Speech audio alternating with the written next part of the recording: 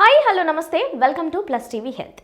బరువు తగ్గేందుకు కడుపును మార్చుకోవడం, ఇష్టమైన ఆహారాలను పూర్తిగా మానివేయడం లేదా జిమ్లో గంటల తరబడి శ్రమించడం అవసరం లేదని నిపుణులు సూచిస్తున్నారు.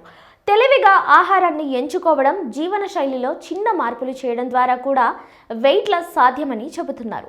సెలబ్రిటీ న్యూట్రిషనిస్టులు చాలామంది ఈ విషయాలు ఫాలో అవుతున్నారు.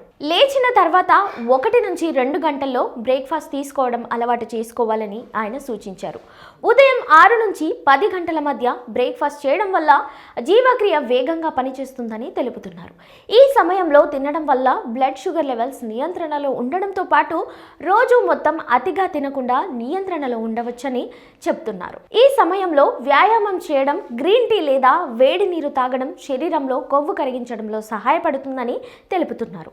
మధ్యాహ్న భోజనంలో పప్పు, కూరగాయల మోతాదును రెట్టింపు చేసి అన్నం లేదా చపాతీని సగానికి తగ్గించాలని ఆయన సూచించారు.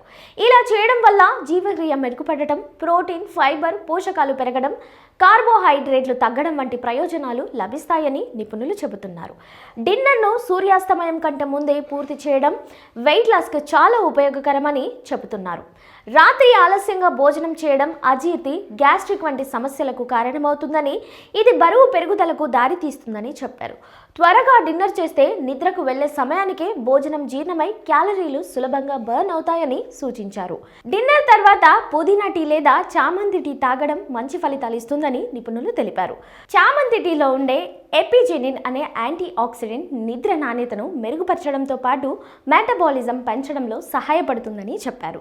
దీనిని ప్రతిరోజు తీసుకోవడం వల్ల జీర్ణ ప్రక్రియ మెరుగుపడి రోగ నిరోధక శక్తి పెరుగుతుందని సూచిస్తున్నారు.